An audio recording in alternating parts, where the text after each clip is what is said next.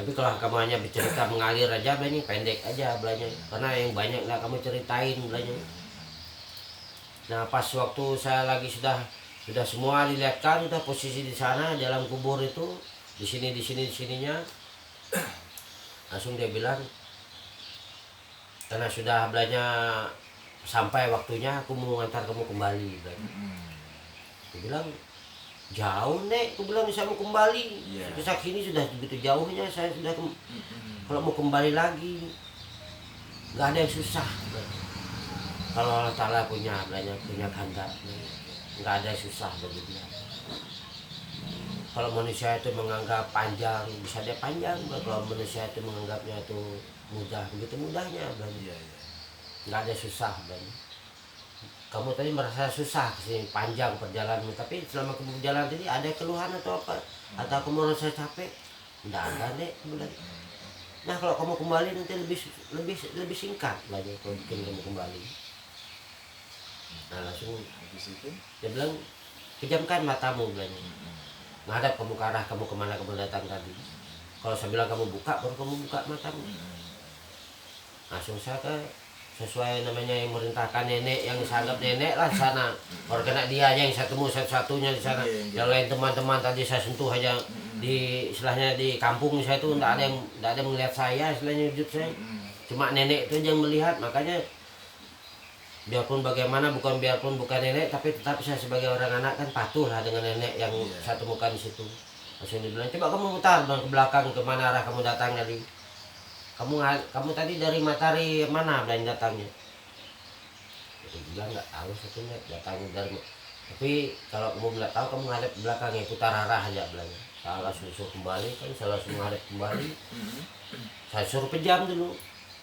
Kalau sudah saya bilang buka matamu, baru kamu buka. Saya pejam langsung saya balikkan badan. Saya dengar kata-kata nenek, tapi sayup sudah kedengaran jauh sekali suaranya nenek itu sudah. Cuma namanya saya memperhatikan suara nyuruh dia membuka, maka saya dengar dia. Perhatikannya bilangnya kalau sudah saya buka. Tunggu komando. Ya, tunggu komando. Jadi saya dengar suaranya. Dengar agak sama-sama buka bilangnya. Biasa membuka mata. Nah saya lihat ada kain, kalau kami bilang kain batik lah di sana. Nggak tahu kalau bahasa lainnya, kami bilang kami sarung itu. Sarung yang baru. Kan kalau bahasa Jawanya sewek lah, kain jarit. Kalau kamu di kampung kan kalau ada yang meninggal kan ditutupin pakai kain yang spesial yang baru, bukan pernah dipakai. Bahkan masih saya lihat seperti ada kertas mungkin ya itu kain baru lah ditutupkan. Ada tekstilnya itu. Langsung tiba-tiba saya langsung membuka mata, langsung saya buka begini. Nah langsung mama saya teriak ke saya dengan takbir, saya ingat itu Allahu Akbar, Allahu Akbar, Allahu Akbar. Lalu mama saya 3 kali. Apa aku bilang banyak, anak ini nunggu bapaknya. Nah itu bapaknya itu sudah suaranya itu sudah ngamuk di bawah itu dan datang. Namanya kita di kampung itu biasa kan kalau pas lagi dapat musibah itu orang tua itu kesurupan. Iya.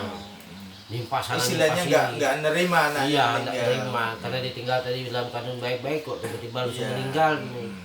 Memang saya diperhatikan dan yang lainnya ibu saudara. Karena makanya mama saya tadi kan ada paman ceritanya. Ini sudah mama ini cerita. Pamanmu itu sudah memerintahkan orang gali lubang kubur. Selama kita sama berkeliling alam perbatasan alam kubur sama nenek tadi itu yang kejadian setelah istilahnya Pak Agus sadar setelah dari mati suri ini barulah ceritaan. Iya diceritakan. Ada yang suruh gali kuburan, ada yang suruh bikinkan seperti biasanya ya, untuk persiapan untuk orang yang meninggal, ada yang menyiapkan air untuk pemandian.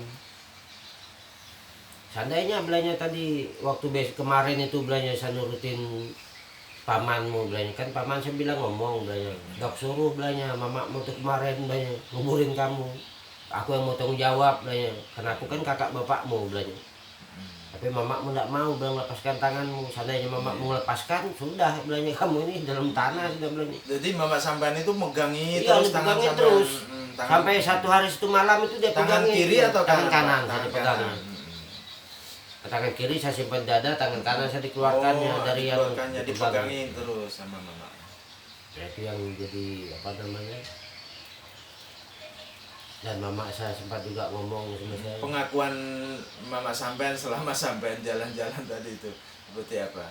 Dia gini aja, dia merasakan tangan saya tuh nggak dingin. Cuma masalah persalahan dia cuma anak ini kalau sudah ada bapaknya nanti anak ini jelas sudah dikuburkan sudah. Jadi itu aja dalam pikirannya.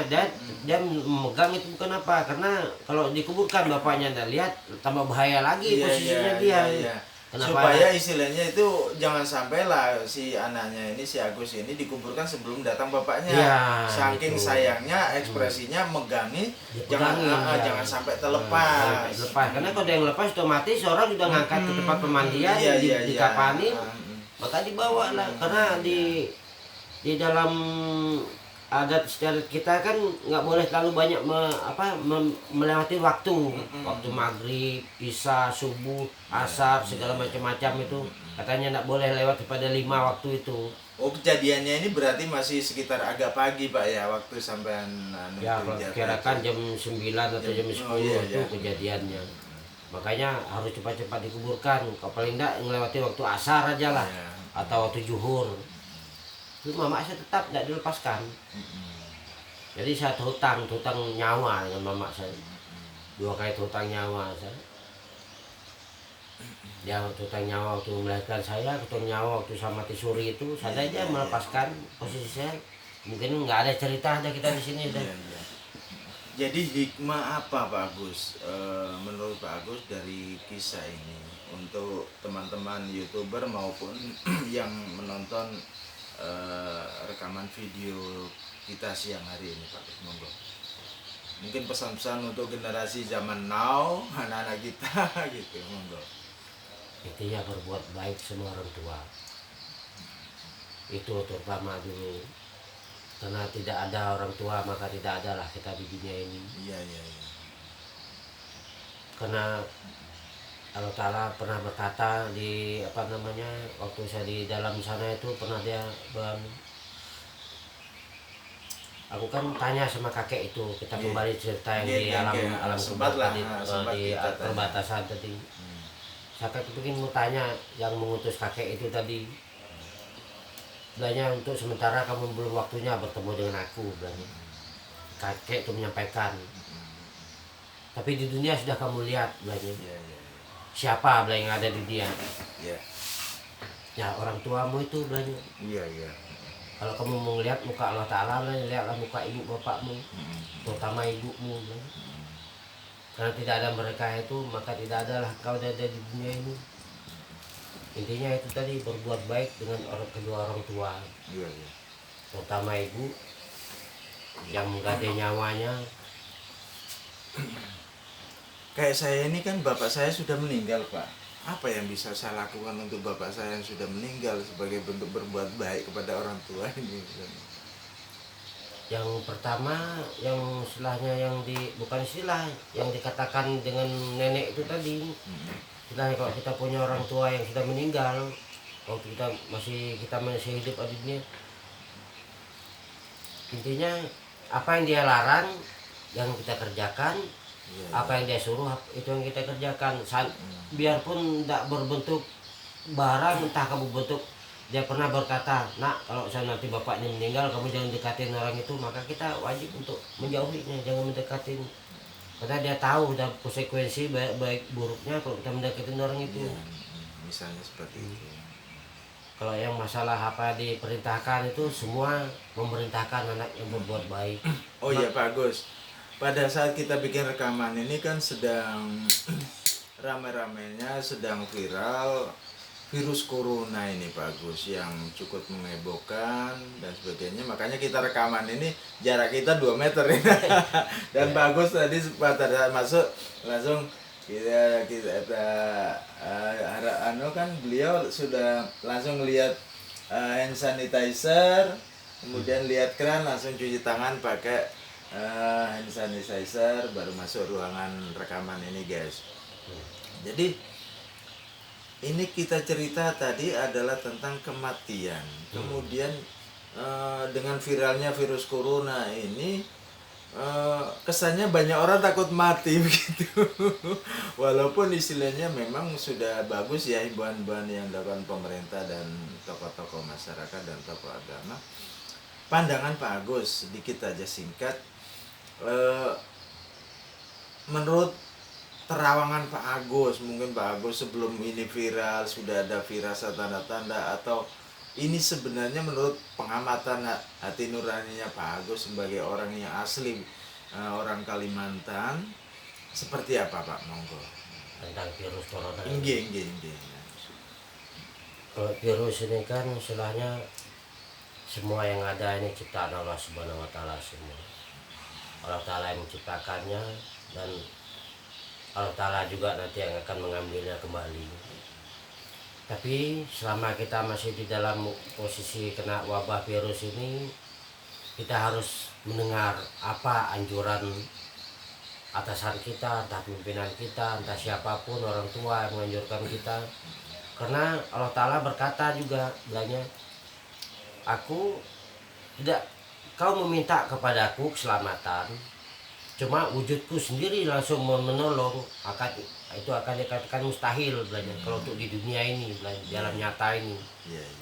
Tapi kau tetap meminta kepadaku, cuma tanganku tuh nanti ada, bilangnya, orang yang kutunjuk untuk yang menyampaikan apa permintaanmu tadi terhadap yang apa yang kutakutkan, entahkah dia melalui pemimpin kita, entahkah melalui bupati kita, entahkah melalui siapapun yang memberi pertolongan kita, itu adalah kepanjangan dari tanganku untuk menolong. Jadi jangan kita menganggap remeh orang melarang kita langsung kita bilang hidup dan matiku hanya kan di dalam genggamannya Allah Subhanahu wa taala. Allah tidak mau yang kayak begitu, bilangnya. Apapun yang kukeluarkan itu konsekuensinya ada, bilangnya. Dan kamu minta kepadaku pertolongan dan tidak mungkin aku akan menolong, datang langsung mewujud, langsung menolong, mewujudkan diriku untuk menolong, bilangnya. Tapi manusia yang kuciptakan itulah, bilangnya, pakai suaranya kah, mulutnya kah, tangannya, tenaganya untuk mengasih kamu, memperingatkan kamu, bilangnya. Karena kalau kita istilahnya kehendak semuanya kehendak Allah Ta'ala memang betul banyak. Tapi apakah kita sudah tahu itu ada ular yang berbisa, kita masih tetap menyorokkan kaki kita ke dekatnya, bilangnya. Bunuh diri. Ya otomatis kita bilangnya dipatuk sudah. Minimal kita menghindar, bilangnya. Itu bilangnya. Jadi bukan berarti kita itu harus berpatokkan umur, rezeki, maut, jodoh, semuanya Allah Ta'ala yang mengatur memang betul, bilang. Tapi ada di suatu tertentu, bilangnya, saya itu langsung menurunkan wabah, bilangnya, dan di situ aku akan melihat siapa yang betul percaya dengan kehendakku, pertolonganku. Kalau semuanya istilahnya semuanya ada yang mengatur ini memang betul, bilangnya. Cuma di balik itu aku akan mencoba sampai di mana keimanannya seorang itu terhadapku. Apakah dia meminta semua ibaratkan kamu, bilangnya, meminta rezeki ya Allah, kasih aku rezeki ya Allah, tapi kita tidak kemana-mana, bilang di rumah aja. Mustahil, bilangnya, aku datang ngasih kamu sekarung uang, bilangnya Allah Ta'ala. Kuciptakan manusia banyak-banyak di situ, kalian bisa bilangnya apa istilahnya bersosialisasi, bertukar pikiran. Dan jangan lupa, bilangnya, rezeki itu kusimpan di bulu mata manusia, bilangnya, tidak kusimpan di langit atau kusimpan di bumi, bilangnya. Jadi kalau kita bertemu dengan manusia, disitulah ada rezeki kita, bilangnya. Karena rezekinya dia itu ada di kamu, rezeki kamu ada juga di dia, bilangnya. Memang kamu minta kepadaku, cuman kusimpan itu di bulu mata manusia. Oh iya Pak Gus, saya ada teman juga di Facebook namanya Pak Sapni Aprianto, itu teman kita di Muara Bengkal, Morancalong sana.